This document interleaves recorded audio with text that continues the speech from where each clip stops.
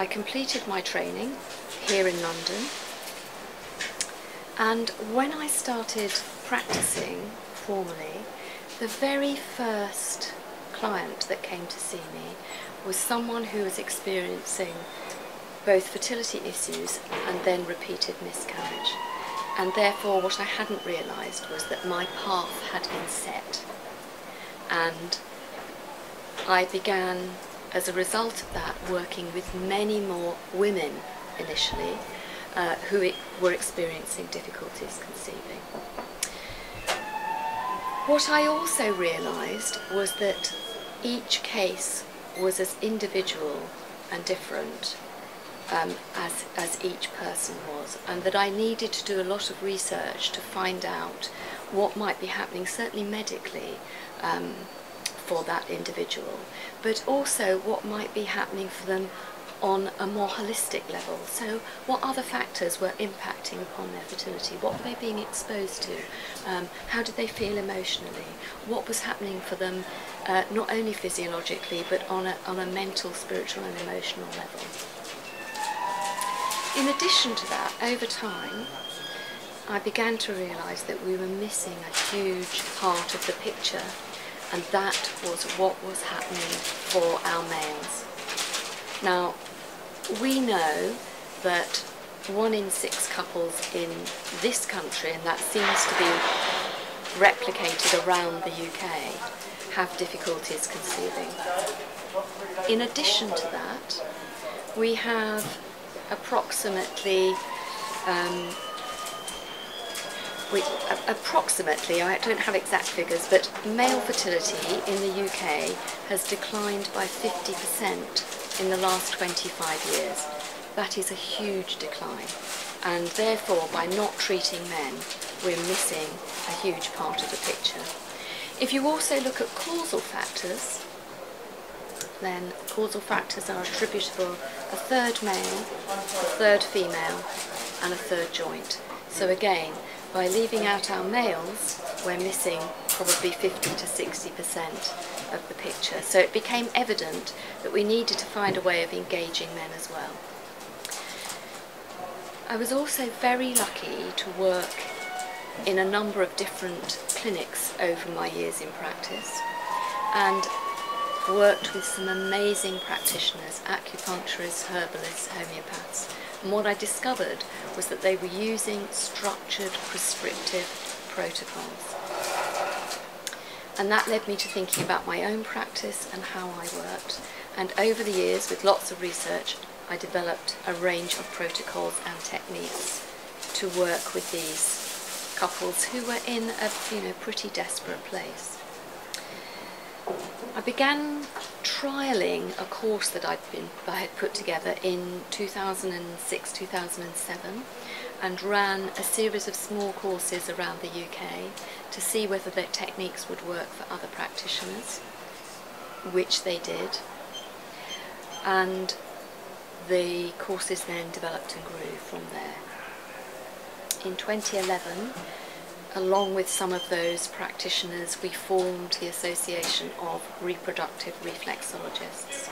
And what that has allowed us to do is to provide a number of things. It has allowed us to continue to provide support for our practitioners, because this is a complex field to work in, and we find that they need additional and ongoing support. It has allowed us to continue to develop their levels of knowledge. So what we do is we have a series of lecture days each year so that they can listen to inspirational speakers in this field, they can develop their levels of knowledge and keep those skills up to date. And it also allowed us to do a data collection. So what we did was we looked at 180 cases who were being treated by a number of our practitioners, and we started to be able to collect some data from that. And one of the most important things we discovered, although we knew anecdotally that this was a form of treatment that was very beneficial, we discovered that 68% of our clients who were being treated fell pregnant. which was really fascinating, because a lot of couples who are having difficulties think that they can fall back on IVF as a form of treatment, and even now the general success rate for IVF is only about 25%. So that was very interesting for us, that we could see that reflexology actually was having a big impact upon couples trying to conceive, and clearly 68% of them were ending up with a child at the end of the process. So that was fascinating. It also allowed us to present ourselves in a very professional way, and we're very keen to form links with the medical profession, because we use integrative medicine, and what that means is we use medical testing to not only support what we're doing, but to measure what we're doing, and that I will come on to talk about later, because it is absolutely fascinating. And what we've done over the years is formed some really strong links with medical practitioners, fertility consultants, and in particular consultants that work with male fertility. And it is something I am particularly passionate about, because our males tend to slip through the net.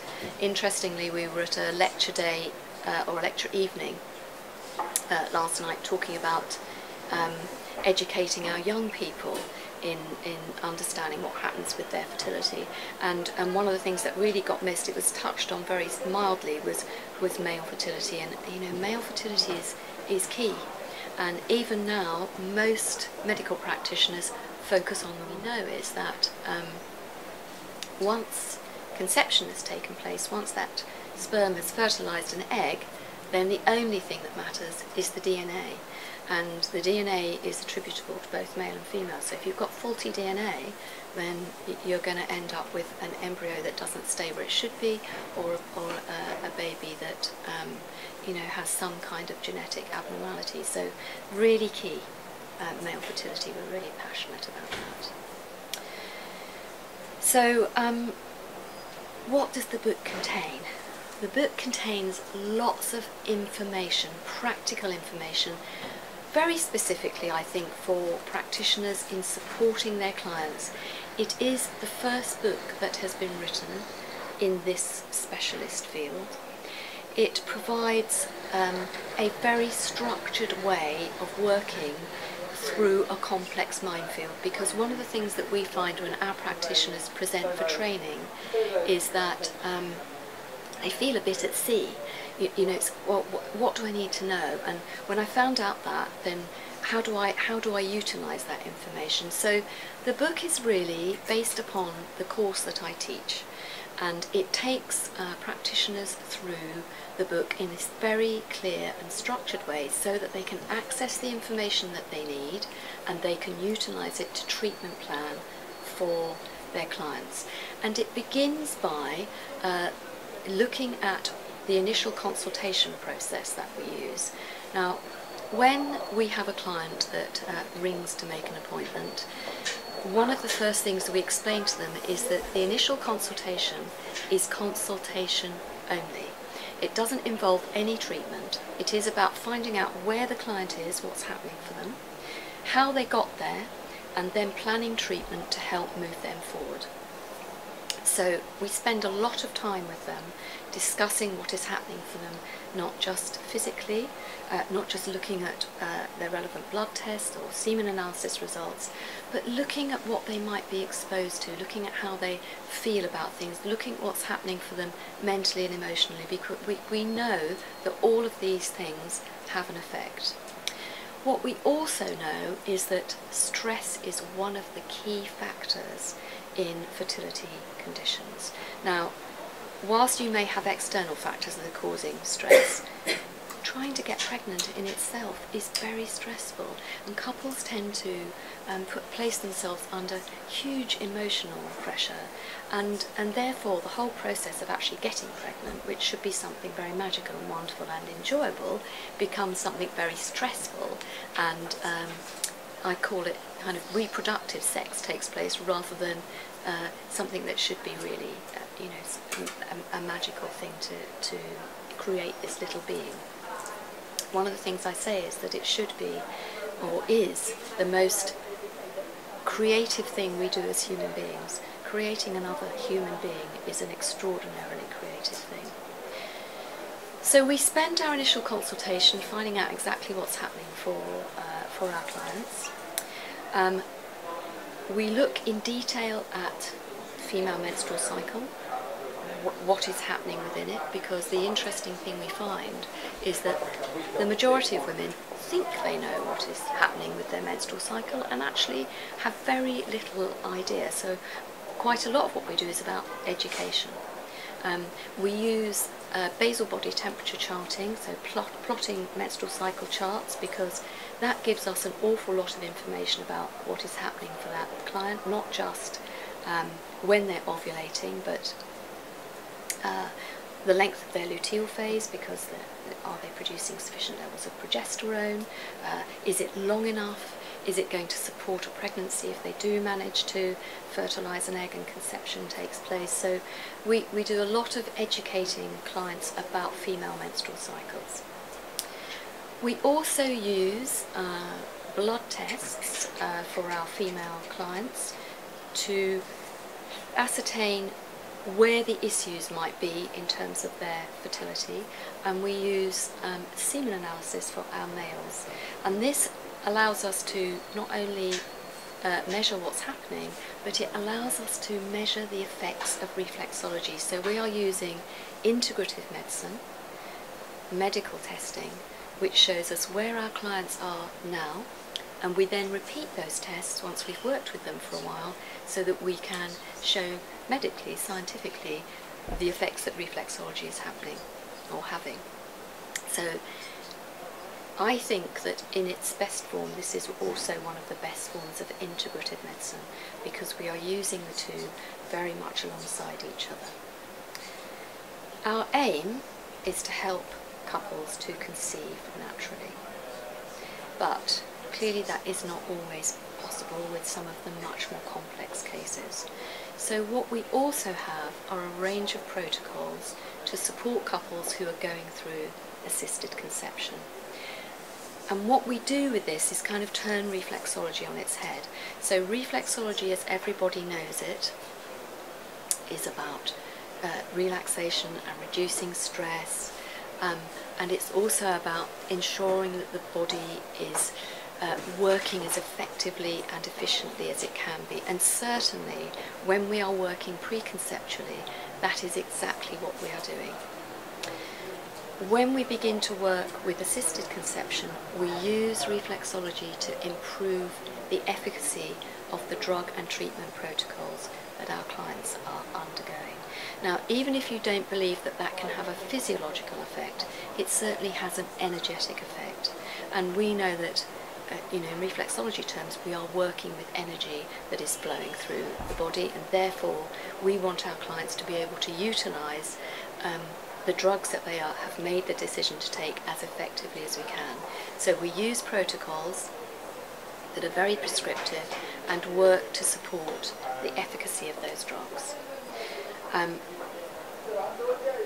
What you will see as you go through the book is that there are a range of structured and prescriptive protocols for regulating menstrual cycles, for treating a wide range of female gynecological conditions, so anything from things like fibroids, from endometriosis, to an irregular cycle, to an anovulatory cycle, so a woman who might be cycling but not ovulating, to PCOS, so polycystic ovarian syndrome. And then we look at male conditions, and again we have very structured protocols that work to support the improvement of production of sperm, sperm motility, sperm morphology, a range of male conditions that may be affecting their fertility, so looking at things like prostate health, looking at things like hydroceles and varicoceles, which are fluid around the testicle or varicose vein in the testicle. We know that these things have an effect upon fertility, so what we do is we treat the underlying condition alongside trying to improve their levels of fertility. The interesting thing is that our men are much less likely to present for treatment. Although I have had some men who have presented on their own for treatment. The reason we use an initial consultation is because it means that we are able to bring in both parties, and that means we are more likely to have all the pieces of the jigsaw puzzle. And that means we can treat them more effectively, and we can plan treatment more effectively as a result of that. So engaging with our men is really key to what we are doing.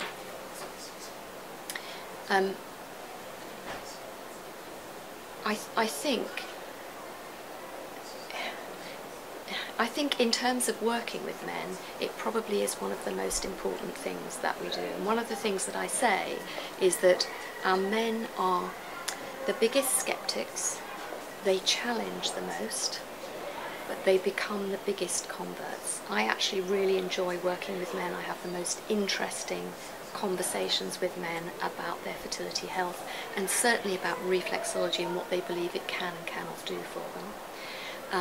And actually, once they have begun treatment and start to come out the other side and they see the benefits of it, they do become a real reflexology convert. One of the things that might be useful for you is to just perhaps talk through a couple of case studies that you might find very interesting.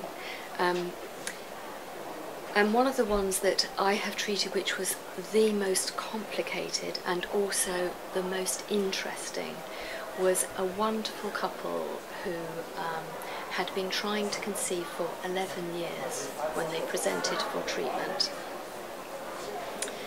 without success at all. They'd been trying to conceive naturally, they had had IVF, without any success whatsoever, and you can guess that they were pretty desperate by now. When they came to see me, they had already planned to go home to India to have another cycle of IVF. It was already booked. So what they wanted was some preparation for that. So we did lots of preparation for both of them. So unfortunately, they both work night shifts, so that night shift has a very big effect upon female cycles. And it was also having an effect upon the male. He had very poor levels of sperm volume and motility. So we did some preparation work with them both, and we started to get the volumes up and we started to regulate her cycle, which was fantastic. I then tried to find them a practitioner in India who could continue to treat them while they were having their IVF. And I couldn't find anyone. So what we did was we taught him the treatment protocols. And so when they went out to India and they were having their scans, she would feed the information back to me, and I would then ask him to treat her using very specific protocols. And they got pregnant, which was amazing. They were over the moon. But very sadly, what we didn't know was that she had a cervical incompetence, and she lost the baby at 14 weeks whilst they were still out there, which was a huge sadness, both for them and for me. They came home, and I didn't hear from them for a little while, and then she made contact and said, we haven't quite given up. One of the things we'd like to do is we'd like to try surrogacy, so we'd like to use our own sperm and eggs, but we've had someone who has offered to be a surrogate for us. Would you be prepared to still treat us? And I said, of course, absolutely. So we started doing some preparatory work with them, and she came for a treatment, and we did some work regulating her cycle, making sure that things were as they should be, and she had to go off for some tests. And I said, once you've had the tests, make contact and we'll decide where we need to go from there. And I didn't hear from her for a little while. And I was on the brink of just kind of making contact to check she was okay, and she made contact to say, I've just been to have my scan prior to beginning the drugs for the IVF protocol I need to go through to produce these eggs. And they've discovered that I'm 6 weeks pregnant, naturally. And she had fallen pregnant 2 weeks after her last treatment, her last reflexology treatment. And we knew at that stage that she was about to ovulate. And they had managed to conceive naturally, which was amazing, but clearly very nerve-wracking. So we treated her fortnightly throughout her pregnancy. We managed to get her to 28 weeks of pregnancy, and she delivered the baby. And he was in the special care baby unit. And just before Christmas, they asked if I would go and treat him when he was 12 weeks old and at the age he would have been had he been born at full term. And he had some digestive issues, and they asked whether I would treat him. And what I did was I taught both mum and dad how to work with his gut. So here they have this absolutely delightful and very treasured little boy, and I feel very privileged and honoured to have been a part of their journey. So that is the power of reproductive reflexology. It really can do quite amazing and extraordinary things. So I think I probably will stop there. I could keep going for a long time, but I'm going to hand over to you. So if you've got anything you want to ask, any questions, don't be shy. Very happy to answer them, and I'm also happy to kind of hang around afterwards if you need anything else. Do you mean, does it affect reflexology wise? Is that what you're saying? Can it affect the rest of the body? Well, it's kind of around the spine, the sort of thoracic, cervical spine area. So my guess is if you had, you know, neck and upper thoracic issues, then it might be reflected there. It would be very difficult to say without seeing, but yeah, that's a possibility. Yeah. So it show lots of different things. So what we didn't want to do is get involved in. They're all subject to copyright, which is a big issue for us. So what we did was we overcame that by actually drawing feet and drawing hands holding the relevant reflex points in the feet. So if you have a look at the book, what you'll see is how you work with the points is described in a written description, but then there are also these wonderful hand and feet drawings which show you how to carry out the techniques. So rather than actually seeing where the points are. So it achieves the same thing, but it's just that we decided that was a much easier way of doing it. So to find a practitioner, the best way to do it, to find someone who is fully qualified, is to go to the Association of Reproductive Reflexologists website, which is reproductivereflexologists.co.uk, and what we have is a find a therapist section there, so you can look in your area. We have practitioners all around the UK, from Aberdeen down to Cornwall. We have practitioners in Northern Ireland, and we now have practitioners starting to come through from abroad, so Germany and Israel, I can't remember where the others are, India, Canada, America. So we're starting to kind of spread from the UK, and we're running a course in Holland next year, so we hope to have practitioners there as well. So, yeah. I was under the impression that reflexology was putting your thumbs on people's feet to cure their liver or something like that. Right. So are you saying that it's actually a big holistic total approach nowadays to lots and lots of things? Yes. Are you talking specifically about fertility? No, obviously about I mean, I expect you to say that you put your hands on their thighs or something, and that would encourage ovulation or whatever. But you've got a more holistic, whole approach. We have, because we know that there are many different things that affect fertility. Yeah. And so if we isolate one thing and say it's purely physiological, so I'll give you an example. I had a young man that came with his partner, and he had a very poor semen analysis result. And when you're looking at semen analysis, because of the length of time that it takes sperm to develop, which is 90 to 100 days, you're looking at what happened 3 months ago. And we were sitting and I said to him, what happened 3 months ago? And he said, I can't believe you've asked that question. He said, I'm a climber. I was climbing in Ben Nevis with a very experienced climbing friend of mine, and we hit an avalanche and my friend was killed. The trauma of that, the emotional trauma of that, the stress of that showed in his results several months later. So that's why it's really important for us to look at what's happening mentally and emotionally as well as. And we also know that what we are exposed to, so diet, nutrition, lifestyle, also has a big effect. Our food chain is so polluted now by things like phytoestrogens and xenobiotics, so chemicals that get into our food chains and naturally occurring estrogens that have a big impact upon how our reproductive and endocrine systems work. So we're very key to kind of put our clients back in the driving seat so they have control over what's happening. These are the things they can do. We give them advice that allows them to support themselves, really.